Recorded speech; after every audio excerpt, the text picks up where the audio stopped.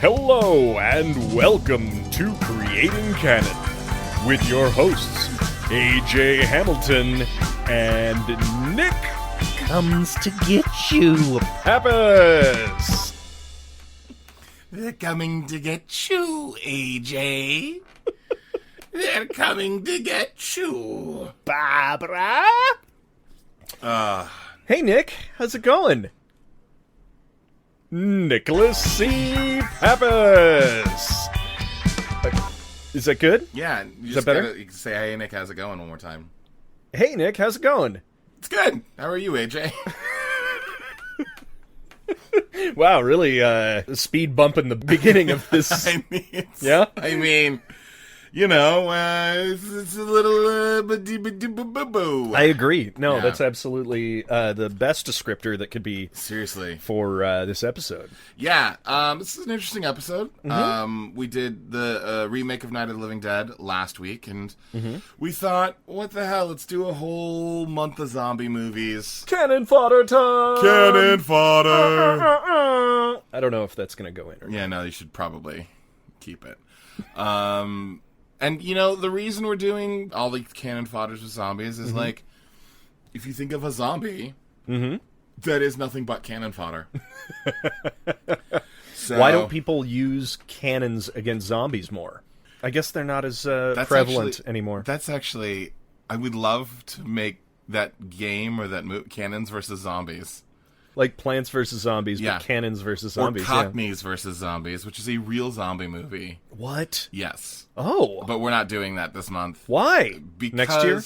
Maybe next year. Yeah. Because today we're doing the Night of the Living Dead, the original 1968 1968. George A. Romero. Oh, what a fun... what an amazing piece of cinema, Yes. but also what a really... after researching this is a fascinating movie. Yeah. In all layers of itself. Yeah, 100%. I think I really want to get into all of that. And Yeah. maybe we should just start with the plot and then kind of go down those roads. As we always do. Go ahead, All sir. right, here we go. Yeah. It's Night of the Living Dead, you dope. Remember last week? It's basically the same story. Yeah, that's what I'm going with. Yep. Yeah. It's a group of people stuck in a house. You don't even have to go that far. If you haven't seen Night of the Living Dead, just go see the Night of the Living Dead. Yeah, please. I mean, it's literally everywhere for free. That's true. It's on... I watched it on Amazon Prime. I think it's maybe on YouTube. Well, so... Where did you watch it? You have a copy, I don't actually you? have the Criterion Collection Well, there you Blu-ray, go. Yeah, which is fucking gorgeous. The restoration is pretty incredible. Well, the Amazon is the 2K is it? transfer. Oh, yeah, great. It's Great, beautiful. great. That's great. It's so crisp. Then it's probably the same transfer or very similar transfers. Yeah. So the thing about this movie that should be known is that based off of just a weird little quirk, Romero and John Russo was the co-writer. They were the sort of the producers of it. They didn't include the seal on the movie that said it was copyright protected. Well, did you read why? It's because they had originally named it Night of the Flesh Eaters and put the seal on that. But then when they changed the title, they actually forgot to do it on that one. Yep, forgot to so do it. So it on wasn't the like cut. they didn't know about it. I think They that's just forgot. Yeah, I think that's a common misconception that he was uneducated about copyright stuff, but I think it was just a clerical error, sadly. I almost wish it was the other way around, because forgetting is really a huge mistake. It's so sad. Especially with this movie, because, to finish that off, so the movie, the day it came out in theaters, it was not copywritten, because at the time, you actually had to have the seal on there. So this movie is out of copyright, so that's why almost all of the DVD or VHS or versions you'll find online are absolute shit, because the movie itself is not copywritten, but the Criterion Collection or any the 2K restorations, those can be copywritten based off of the restoration. Okay, gotcha. So it's one of those weird loopholes. So that's what they're kind of doing now. This movie was made for $114,000, which is actually quite a bit in 1968. Yeah, it's not. Yeah, cheap. it's the equivalent of about 800 million. 800 million? I'm sorry, 800,000. Wow. Yeah, inflation, man. It gets you. 800,000. And so far, it's grossed The numbers are really hard to find. In one place, I saw that the gross was only 236,000, but that was from its original run. Oh. Other places say that it's grossed up to 30 million, at least, through re-releases. So Yeah. $30 million on 114,000 is 263 times its budget, and that was as of like 2017. Wow. So that's pretty incredible. Yeah, I had actually seen that the numbers were lower domestically than they were internationally, actually. Yeah. So it was a popular movie overseas. Well, I think part of that was this was a huge drive-in. This is like one of the big last drive-in classic, that's like the cool. classic drive-in style. Yeah. So it was splitting its profits, and this was probably the B-side on whatever it was playing with at the drive-in. Oh, wow. For those of you who don't know, the way the drive-in movies worked was it was often like an A title, which was like a studio title, and then there was something like Night of the Living Dead or Zombie Flesh Eaters or Hard Rock Zombies. Hard Rock Zombies. Yeah. Actually, what is it? I Eat Your Flesh and I Drink Your Blood. Really? Were two That was a popular- double feature? So one was I Eat Your Flesh, the other was I Drink Your Blood. Brilliant. Yeah. Have I ever told you what one of my favorite double features for the local theater in my town? Ooh, what was it? It was a single screen. It wasn't necessarily that they were playing as a double feature. They were just back to back. This was the drive-in, right? No, this was the single theater. Oh, okay. So the movie in my all right, town. Sorry. And it was Curious George, the animated movie, and then alternate to that was Brokeback Mountain.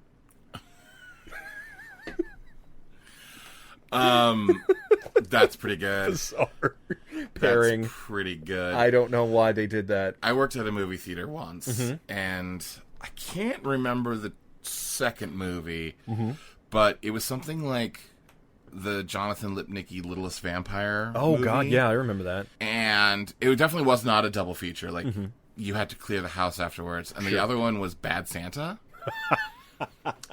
Oh, no. And again, the kids movie, I can't remember what it actually was, but it was yeah. something like that, and then it was Bad Santa. And I remember one day our projectionist started the wrong movie. No. And, like, you could get by with starting Littlest Vampire when people were supposed to see Bad Santa. You kind of laugh it off and you move forward. Sure. Nope. They started Bad Santa.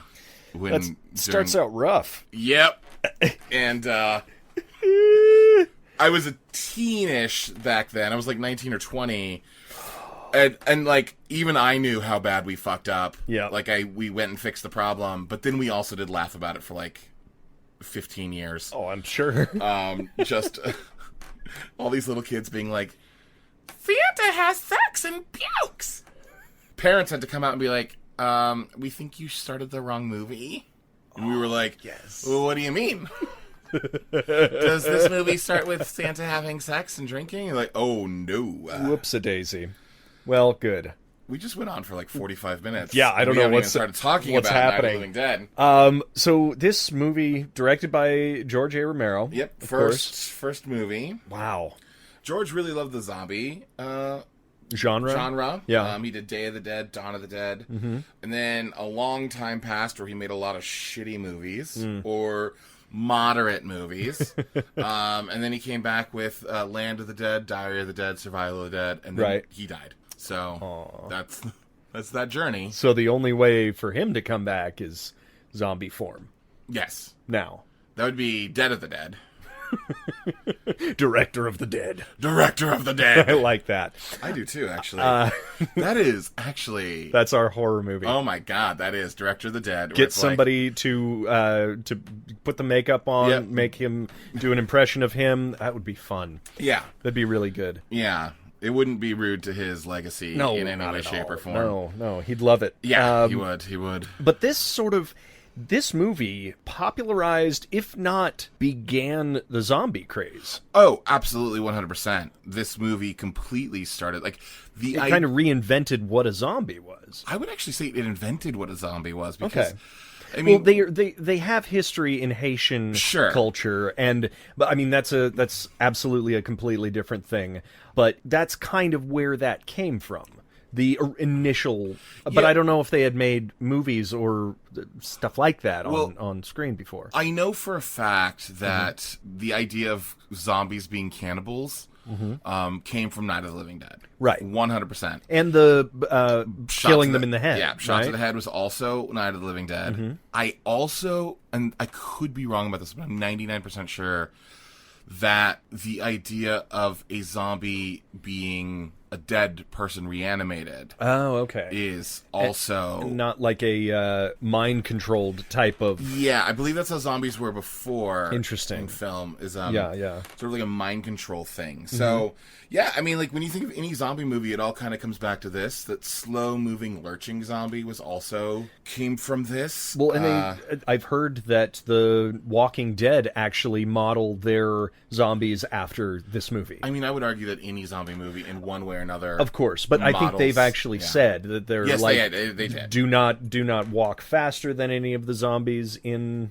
Yep. Is shamble in the same way, and so, yeah. Other things about this that I thought were really interesting is the fact that right off the bat we have zombies using tools as well. I thought that was fascinating too. Yeah, people have sort of gotten away from that. Yeah. Over they're supposed to be almost even less ambulatory and less cognitive. Right. They actually, in Land of the Dead, that's kind of a revelation of the zombies, is that when they start using tools, people are like, wait, what? I didn't know they could do that. Yeah. And yet in this one, they're using rocks to smash through windows. They're using weapons, the humans' weapons against them. Yeah, exactly. Which also, I had a question why she used a trowel. But, yeah, so the little girl in the movie uses a trowel to kill her mother. I'm sure, again, this is one of those where we're not going to do the plot because you've probably seen the movie. Yeah. My big question was, why did she use a trowel? It is scary. Like, that scene is actually legitimately frightening, the way it's shot and put together. That scene is legitimately scary, but it's funny. I watched it and I was oddly disappointed because I've been conditioned by movies from my generation now, the last 30 or something years. I mean, and it's, I think, done like this in the remake. I can't remember, but where you wouldn't know that the daughter has turned into a zombie, like the daughter would come out of the dark or something like that. And when the mother, Helen, runs down and sees that her daughter is not laying on that would have been the build of suspense. Although it does happen at a point where the zombies are coming in through the doors already, so it's more visceral, more... It's shocking. It is more shocking than spooky, I suppose. Yeah, I mean, again, this is one of those things we have to put ourselves in the audience of, like, 1968. Sure. In that moment, she runs downstairs, and all of a sudden, a child is eating the flesh of her father. Right. That's shocking enough. That probably has to be like, oh my fucking God. Yeah. And also, I think at this point, they did not establish that a zombie bite would turn you into a zombie. That's true. We discover it in that moment. So we're also taking on the knowledge that we already have of, at this point, 50 years of zombie lore. Right, where the minute that you find out the daughter is quote-unquote sick, you're like, well, she's going to be a zombie. Yeah, exactly. Yeah, because I think that was, at the time, just, like, mind-blowing. Yeah. It's a child in danger. It's like, they didn't do that. This movie actually had a weird place in the history of ratings, in that it came out right in between when we stopped the Hays Code, which we talked about a couple of weeks ago. And before we got to the MPAA ratings. Right. So this was one of the few movies that, like, came out in those few years that little kids could still go to without... were unrated. Yeah, like, little kids went and saw The Night of the Living Dead. Well, I think it was Ebert went to a showing of it and talked about seeing a 9 or 10-year-old sitting across the aisle from him, just sitting silently crying. Yeah. Throughout, and I'm like, oh no. Well, and then the movie did get, like, a horrible reputation for being like disgusting and gross.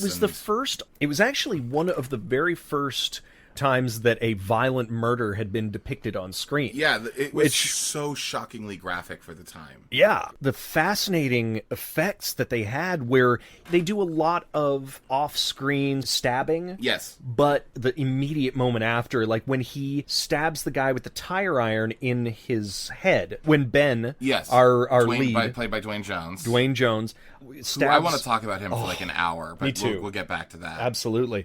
He stabs one of the first zombies in the head with a tire iron. Yeah. And when he pulls it back, a flap of skin flaps back onto the face. It's such good effect makeup. And I gotta say too, like, not only that, like that first body that Barb finds when she walks into that house, like up on the staircase. Oh. It's actually gruesome and sort of like scary. Like it made me kind of have like one of those like, oh yeah. That was actually created by George with ping pong balls for eyes. That's right. Yeah, I love that. Same research party. We must have found the same website on that one. I guess so. Yeah, and that's a fact that still holds up to this day. It's amazing. And I actually think it's interesting because this movie is regarded as a classic in so many ways. Yeah. It was one of the first movies ever to be in the National Film Registry. Mm-hmm. I think it's solid. It's really good. The effects hold up. Mm-hmm. I think aspects of it hold up really well.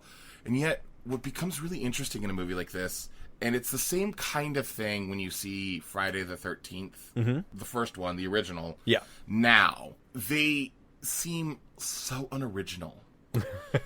And it's crazy because they are the originals. It's where everything came from. It's the no frills, no mutated version of itself that we live with now. Well, and every single reveal in Night of the Living Dead we've seen before in 100 other movies. Yes. Zombie movies or whatnot. And that's not for me to say that, because like I was riveted by this movie. Me too. And I've seen it several times before, and to watch it yet again and just still be riveted by it.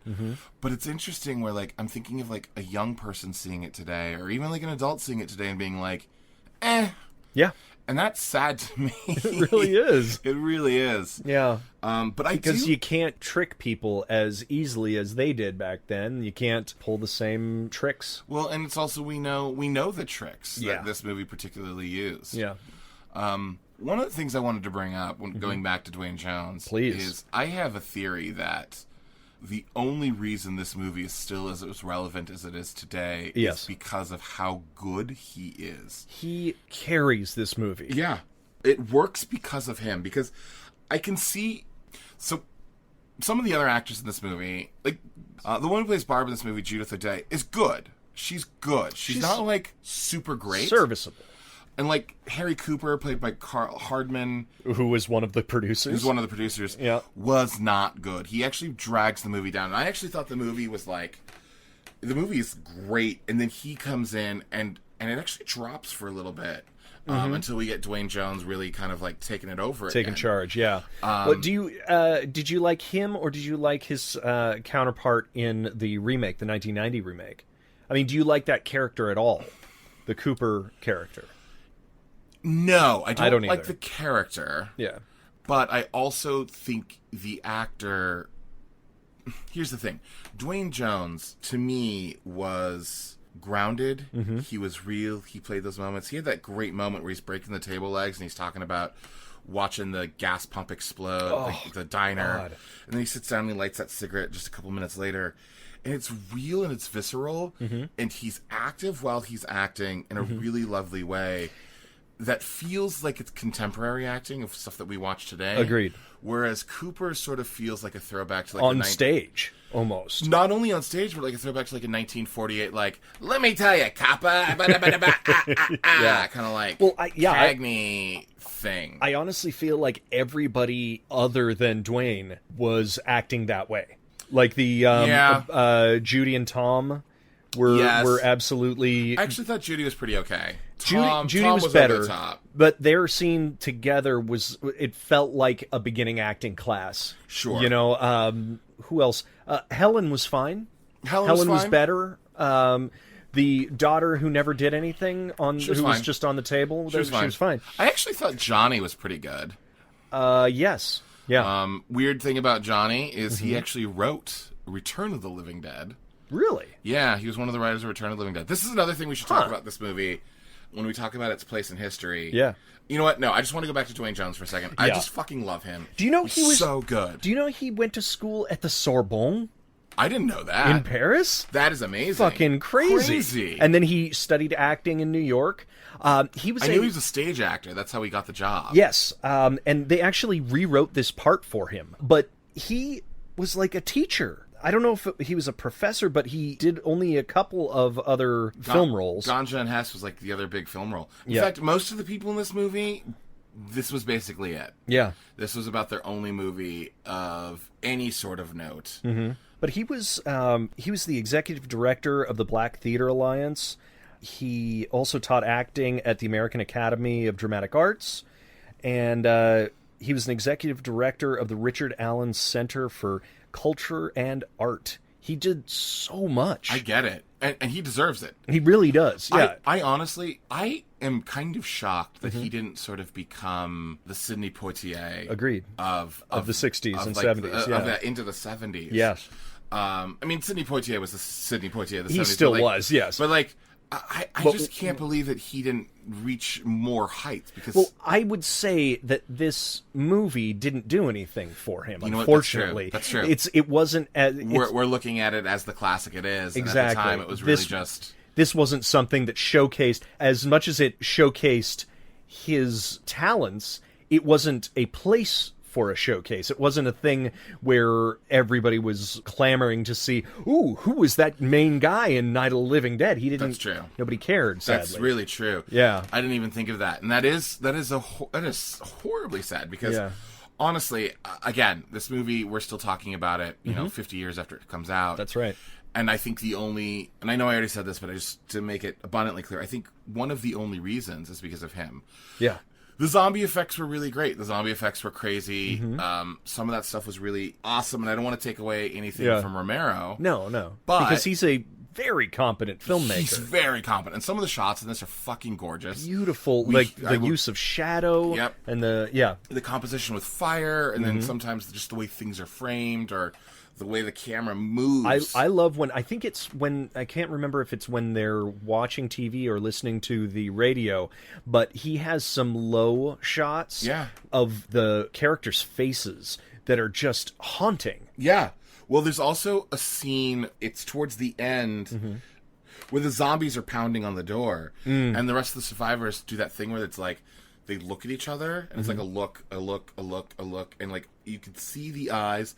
And I'm imagining what it was like on set to catch all of those eye lines. Yeah. Because holy fuck, but it was cut together in such a way that like I was like, fuck. And also the reveal of the basement. The first time the door swings open. Oh, where he, and we reveal the basement, and that's all Romero doing really great stuff. The hanging on that shot makes you like, what the fuck? That's a mystery. But we don't even go back to that for another like 10 or 15 minutes. So smart. Yeah. Because we don't, and again, it's one of those things where it's like, we know what's down there because we've seen the movie before. Right. But if you're watching it for the first time, there's like fuck, are there zombies down there? What's going on? Yes. And I also love the way this movie lives in the quiet. Like, Romero does such a good job of letting quiet sort of take over everything. Yeah. Which I actually think is also why the movie dramatically decreases in quality when all of the other survivors show up from the basement.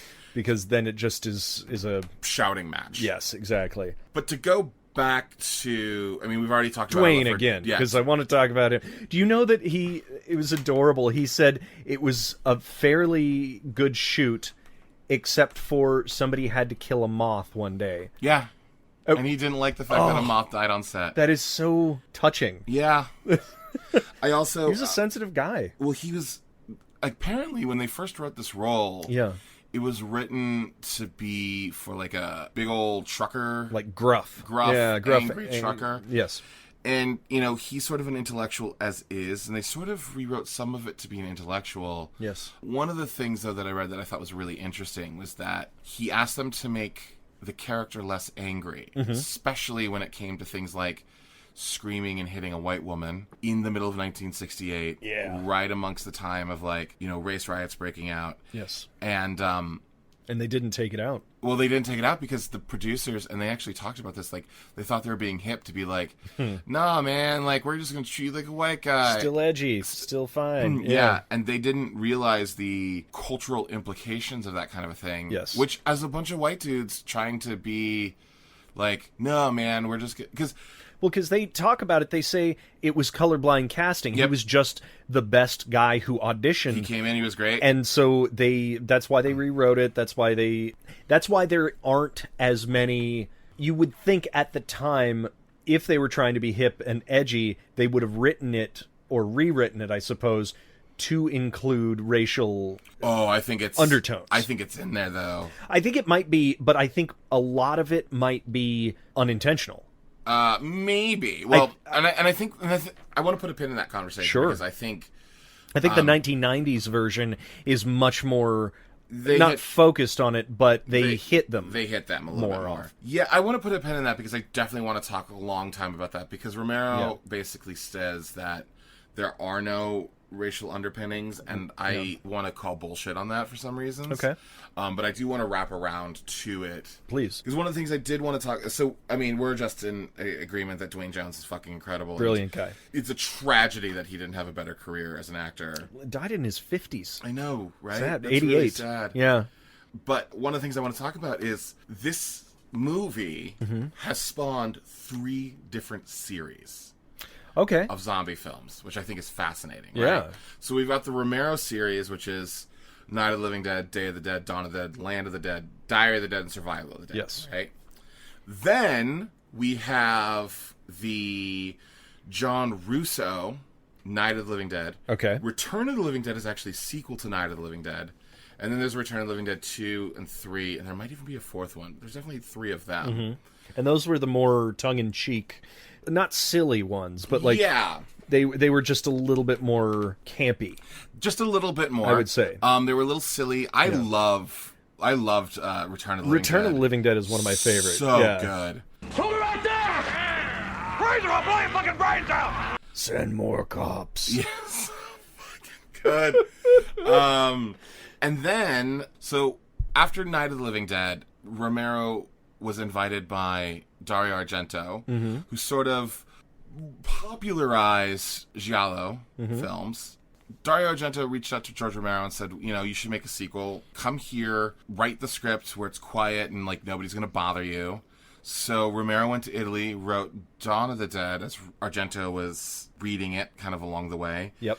And Argento said, you know, here's the deal. I'll help you finance this. I'll do, you know, music and all of that stuff if you let me make the European cut of Dawn of the Dead. Sure. So Romero was like, that's fine. So there's actually several cuts of Dawn of the Dead. There is the theatrical cut, the Cannes cut, I think it's Cannes, and then the European cut. Okay. So the European cut of Dawn of the Dead is the sequel to, you know, Night of the Living Dead. Right. And in Europe, they called it Zombie with an I. With zombie, just, yeah. Not with, I-E. Yeah. And then Lucio Fulci went ahead and made a sequel called Zombie 2. Right. Or in America, it's just Zombie, which is I-E. Are we going to watch that? Well, do you want to give it away? Yeah, we're going to watch that. Okay. And then we are also... and then also, they made a Zombie 3 and a Zombie 4. Oh. Wow. Or, depending on how you look at it, a Zombie 2 and a Zombie 3. Yeah, right. Yeah. So it's interesting that this one movie has spawned basically 3 different franchises. How interesting. Yeah. And I think they were able to get away with some of that because of the Argento deal. Okay. And also because of the lack of copyright. Oh, sure. Yeah, exactly. But wasn't there something to do with the names? The Living Dead stayed with Romero, right? No, Living Dead went to Russo. Went to Russo. Right. And Of the Dead is was Romero's. Romero's. Got it. And that happened because when John Russo made Return of the Living Dead, I believe Romero... this might be apocryphal. This is... I'm remembering back years ago hearing these stories, but I believe Romero sued Russo saying you can't use that. And the court ruling said, nope, you've changed your movies to just Of the Dead. Of the Dead, got it. So he can use Living Dead. Interesting. Yeah, I knew that there was some sort of contention between the titles. Yes. Yeah. So that was that. Just a couple of things watching the movie that I think I want to point out. Just like a couple of things where I was like, fuck, that's so good. And just to give that movie the appreciation that it deserves. Sure. Some of this is going to be out of context, but I think I just want to throw some stuff out there. And I'm sure you have stuff too. Yeah. I thought the opening argument between Johnny and Barbara was actually a really interesting intro. Yes. And it's really kind of basic and stupid in some ways. But what I liked about it is they were strong opposing wants. Yeah. So it didn't matter that it didn't have anything to do with the rest of the film for the most part. I was able to connect to their argument and then find a side and then just go with it. It definitely lulls you in to a more human problem that allows you to dip your toe into the movie without it just rushing you into a monster attacking, because that's not relatable as much as, oh gosh, driving far away is difficult for us. Well, you should have gotten up earlier. Well, we're gonna have to drive in the dark. Yeah, no, I was surprised, honestly, by the level of acting in that scene. I thought, and that's what I said, I thought Johnny was great. Yeah. And this is where I thought Barbara did her best work. I think so, too. Yes. There was some really great work here. And I thought she was actually really great until she became catatonic. And I do, too. And I'm curious. I read about them changing her role from a strong female character into this catatonic character because they thought she did that better. That is interesting. Yeah. Well, and that's actually what the Savini remake that we talked about last week embraces. Yeah, yes. Is like that stronger side of Barbara. Because during that movie, she does start out catatonic. She does start out a bit in shock, but in this one, it was almost intolerable that a person would not... I understand that there is some realism to that somebody might be frozen with fear, but at one point it just felt like she was childlike instead of catatonic. Like when she's playing with the doily on the sofa, I was like, just do something. Well, one of the things that I had a question about, and I wrote this down, is she is so catatonic that she almost starts moving and acting zombie-like. Oh, yeah, I have that note as well. Oh, that's interesting. and I was wondering, part of me was wondering if that was actually pre-planned, this idea that she is so regressed and about how trauma works.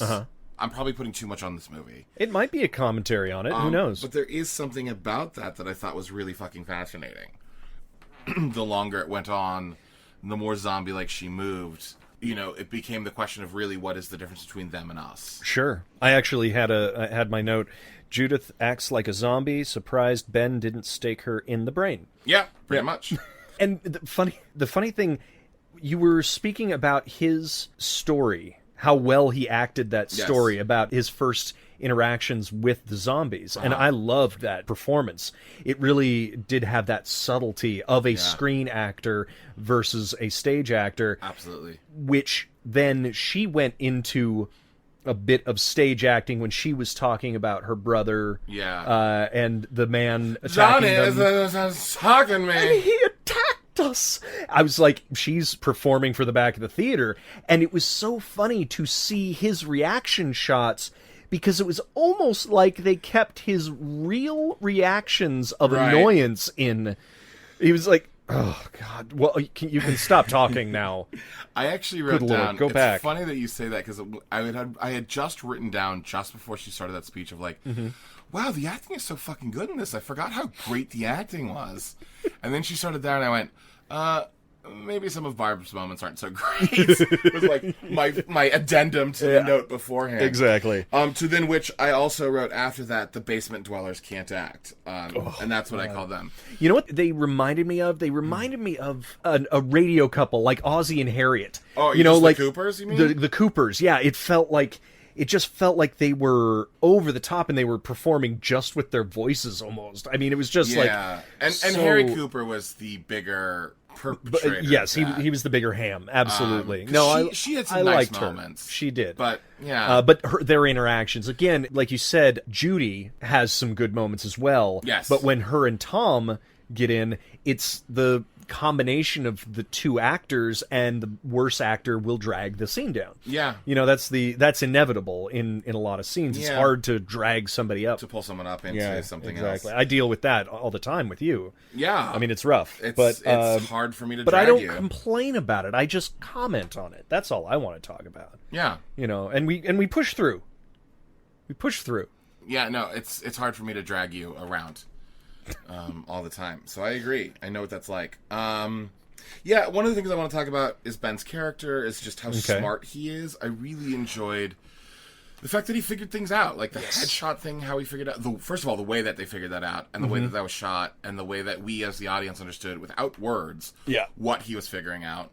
The fire, how he figured out fire, how he pushed the couch out. It was just a smart character. Yeah, all of the insert shots and like you were talking about, the silent parts of this where he was just putting stuff together. The shots of him finding the gun in the closet, and then him... And the shoes. When he found the shoes in the closet for her, I was that like... That was... But that's those are those things that certain directors will not give the time for. They will not give the screen time to thought process. They will not give the screen time to discovery. They just want it to happen and be done with. And move, and move, and move. And move, and move, and move. What I thought was particularly important about the shoes is the fact that this is... Unfortunately, there is a moment where she slaps him. Yeah. She's getting hysterical, she slaps him, and he slaps her back. And he hits her so hard, he knocks her out. Which can be taken in many different ways. Number one, obviously, is the, oh my god, I can't believe he hit a woman. Right. And that's terrible. And I am not advocating towards any sort of violence towards anyone. No. But especially women. But when he finds the shoes, he pulls them out and he saves them for her. One of the things that connected for me was like, okay, well, in this moment, I realize he's not a bad guy. Yeah. That he actually is helping her, trying to help her. And perhaps one of the reasons he hit her was in that moment he was trying to keep her quiet. Again, in 2019 standards, that's not cool, no matter what. It's not. But in 1968, it in many ways feels like, okay, I can... I feel like I'm walking a dangerous ground here, but I think you understand what I'm getting at, right? Where... I do, but I don't know if everybody else I does. hope they do, too. Yeah. Where what I'm getting at is that it becomes apparently clear in that moment that he's not just like a woman-hating asshole who just goes around hitting people. He is... It's not necessarily a part of his DNA to immediately go to that. It's a fight-or-flight sort of response rather than something that he would normally do. And this is a time where, in 1968, it's not taboo to do something that like as well, yeah. So, and I guess that's what I'm getting at, is putting our 2019 sensibilities on it, where that is taboo. Yes. And rightfully so. Of course. In 1968, when it happens, you have one opinion of him, and then something else happens, and you're like, oh, okay. I guess what I'm getting at, it's just a small moment to sort of like help further prove that he is not the monster that we might have thought he was. Right. That he has many aspects to himself. Yeah. Another thing that I really want to point out is there's a line that Barbara says where she says, flowers die and the caretaker takes it away. Oh, and yeah. I was wondering, I was like, oh, that feels like it might weirdly have a connection to the rest of the movie. It could, but I also like that observation that she says the conceit is that every year they go out to the father's grave and put a wreath on the grave. And she comments to Johnny, I wonder how many times we've put the same wreath on this grave, because each year they go missing. No, Johnny says that. Johnny says that.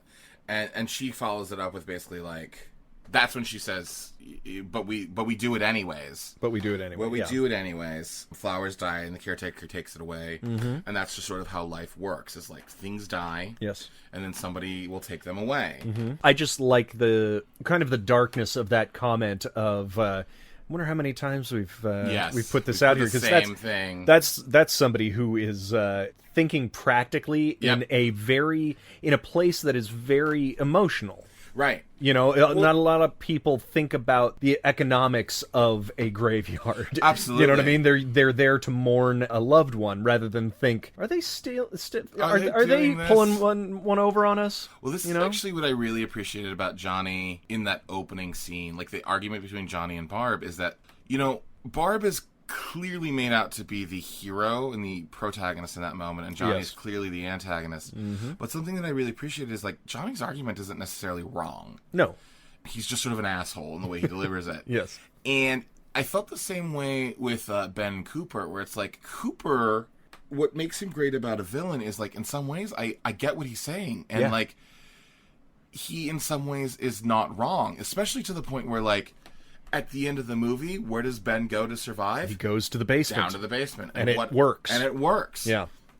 You know, Cooper was right. But Ben was also right. Like, it's a weird, like... Yes, there are multiple ways to survive as a human, And it all depends on what type of person you are. Are you a person who shuts yourself off, or are you a person who goes and ventures out and tries to get to the next thing? Because we can either be stagnant or we can move on. Yep. And I think that's a wonderful aspect of humanity in general. And just like all zombie movies, the real monsters are the humans. Oh. I never thought... Yeah, exactly.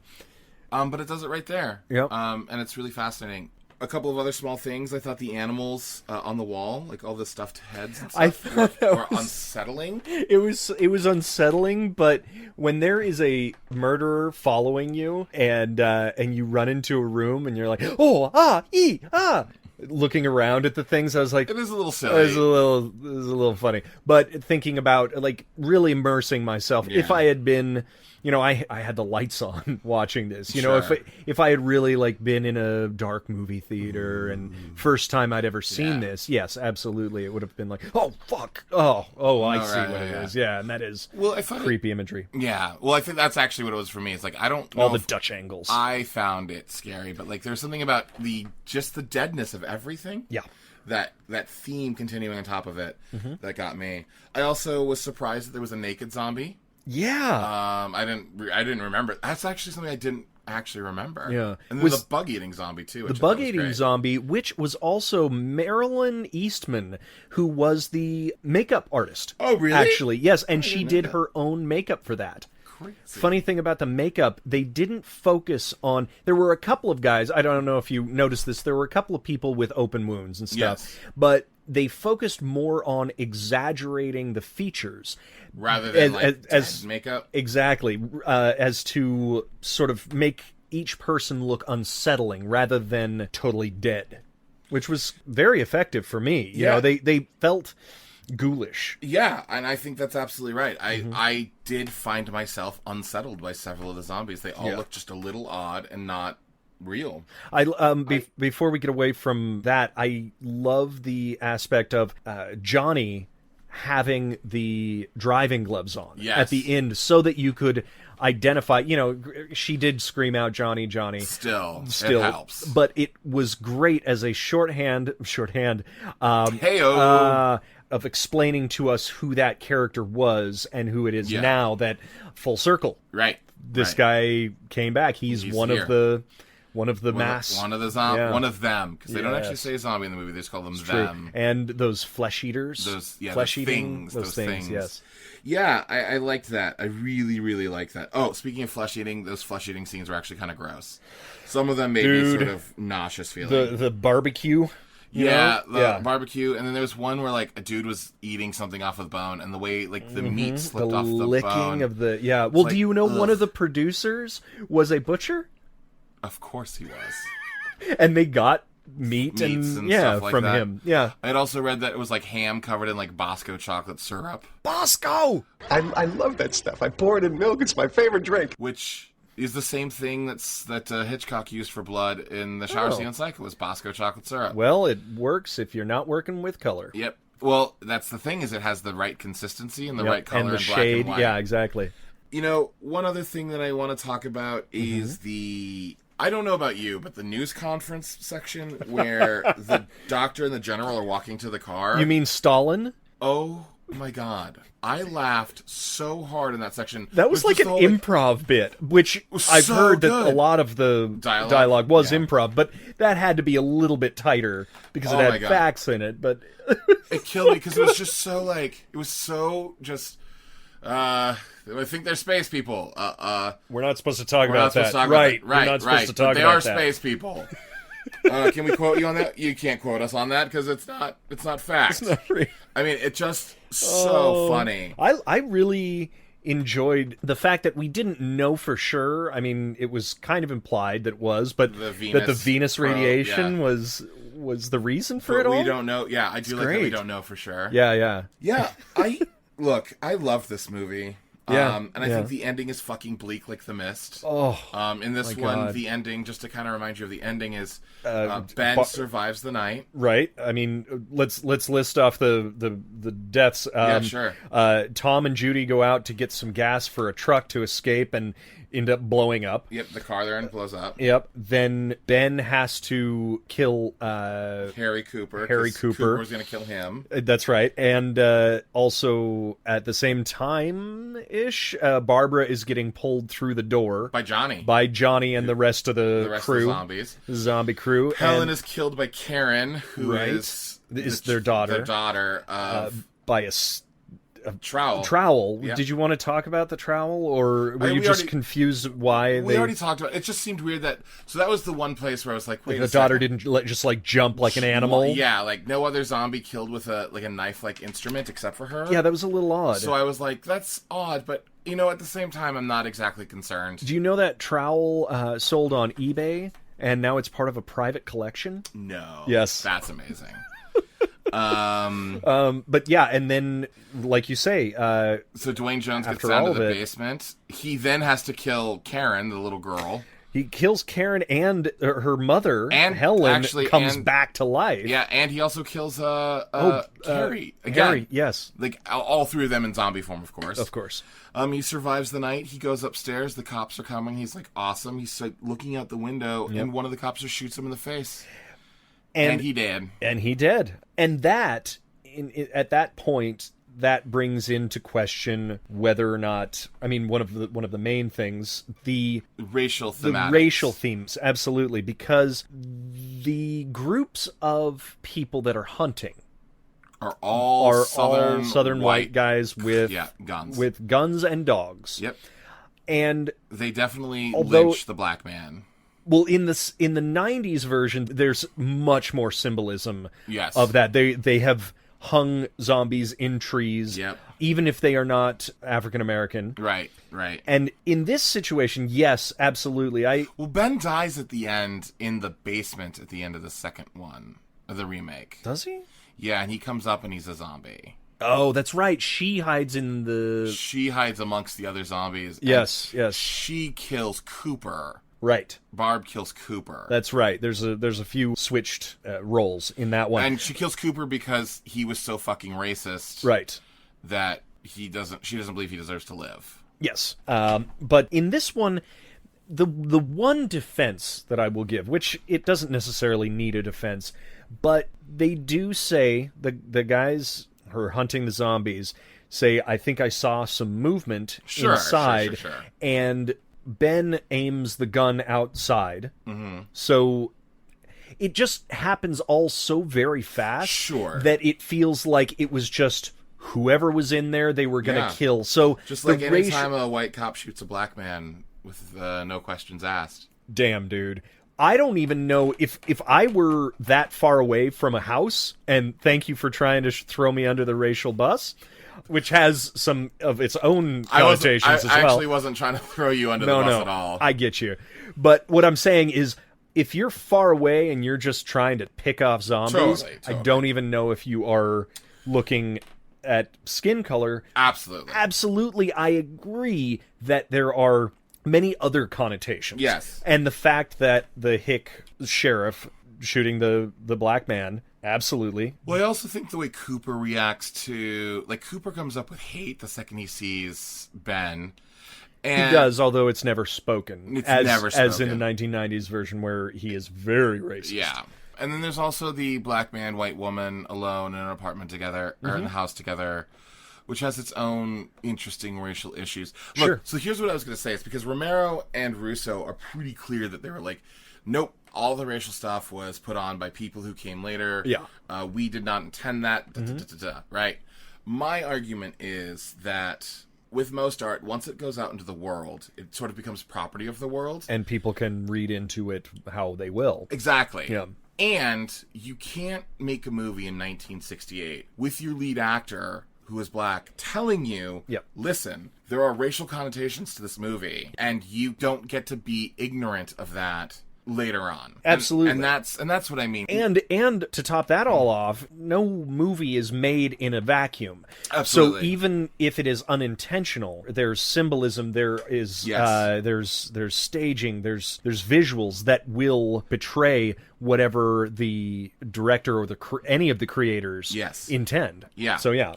So that's actually the other reason I think this has become sort of a classic in its own right, is because it feels like there's so much more to it years later.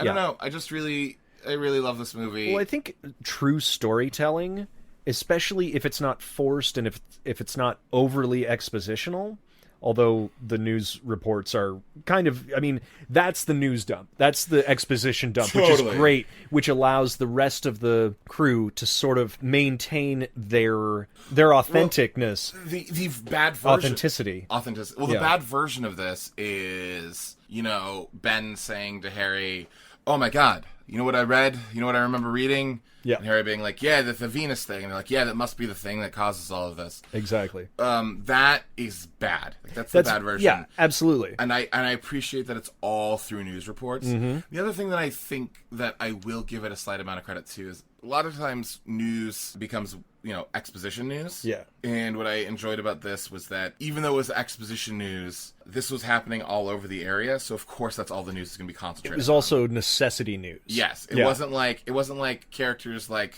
washing dishes and turns on the TV and is like in the background. It's it just happens to be what's affecting them. Yeah. Or what's going to affect them. Right.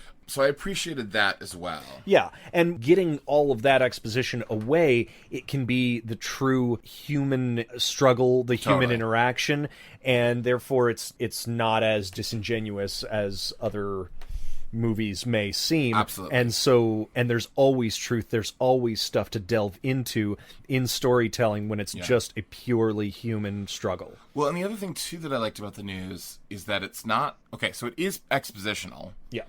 But it also helps drive plot forward in that the only reason they go do the truck run to try to get gas in the truck is because the news says, we had once told you to stay in the house, but now... If you can get there. Yeah, but now we're telling you go here. It's only 10 miles away or something like that. Yeah, so... that then becomes very important in that, so they didn't turn on the news just for exposition, then turn it off. They turned on the news. There was a lot of exposition, but then we also found out something else really important that helps pushes it along, move the rest of the plot forward, which I actually really appreciated.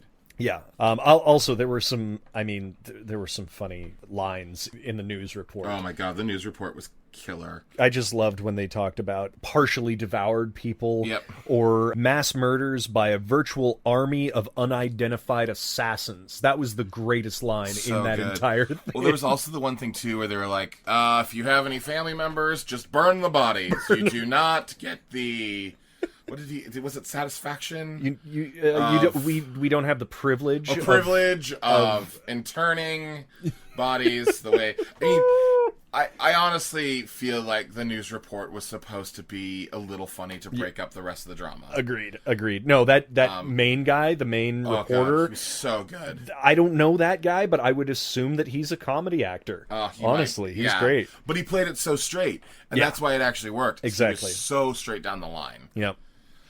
I mean, I don't know what else to say other than go see this movie. Yeah. And watch it. It's basically everywhere. That's right. It's on probably Shudder and on... I mean, it's literally on everything. YouTube. Yeah. Mm-hmm. It's because there is Sci-fi. No copyright. Yeah, exactly. Enjoy it, please. Yeah, please enjoy. Yeah. Well... Gosh, man. This is a great one to go back to. Yeah, it was. Oh, funny thing. Do you know that they were going to cast someone else as Barbara? Do you know who they were going to get? Oh, yeah, you were telling me this earlier. Who was it again? It was, Betty Aberlin, also known as Miss Aberlin from Mr. Rogers' Neighborhood. And he didn't want her to do it. That makes sense. Yeah. I mean, could you imagine, I can't remember his name, but the postman. Francois Clemens. Francois Scarborough Clemens. As Break it out from Mr. Rogers' Neighborhood. Both of them decide to go. Mr. Rogers is Harry Cooper. Hey, Fran. We're going to get in the basement now, Fran. I don't care for you very much, friend. I'm going to change my shirt and shoes, and I'm going to go kick some ass. Anyways, next week. Yeah. Oh, what is next week? Well, AJ, next time... we're kind of going on a whole journey here of the Night of the Living Dead. Seems like it. We started with the Tom Savini remake in 1990. Mm-hmm. We went back to the 1968 original George Romero version of Night of the Living Dead. Lovely. Yep. And now, we weren't planning on having this movie as part of our Shocktober. We were planning on doing a couple different zombie movies, but with the unfortunate passing of Sid Haig, we have decided that we'd like to do a little bit of a Sid Haig tribute. Yeah. And the timing is kind of perfect because Sid Haig was in a version of Night of the Living Dead that came out in 2006. Okay. So this is the Sid Haig 2006 Night of the Living Dead 3D. And we'll see how that goes. All right. Put on your 3D glasses Put on and your get 3D ready. glasses and get ready. For some terror. Yep. In Shocktober. Neat. Octerror? Doesn't work. No.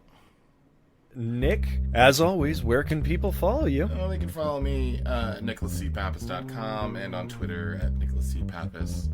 And, you know, I drive a Pontiac Vibe if you want to follow me in that. Give us your license plate. No. Okay. You can follow me at the AJ Hamilton and theajhamilton.com, and you can follow us at Creating Canon all over the things. It's CANNON. And we hope you are enjoying your spooky Halloween time. Shocktober!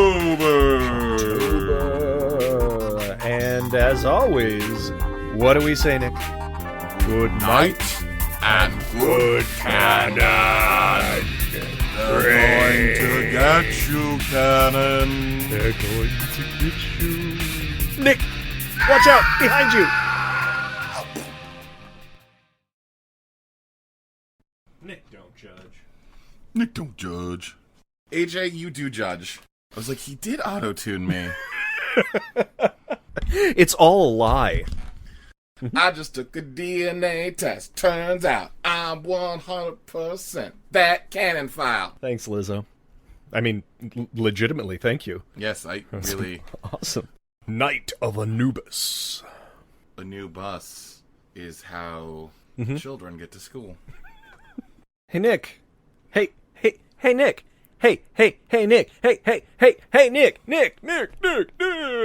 What are we doing next time? I just took a DNA test. Turns out we're doing Night of the Living Dead 1968. All right. Hold on, ready? Oh, here we go. Oh, tiny burp. What is the deal with high-fat diets? I was just going to say you sounded like Jerry Seinfeld. I know. What is the deal with dogs eating cat poop? We give you dog food. Why isn't that enough?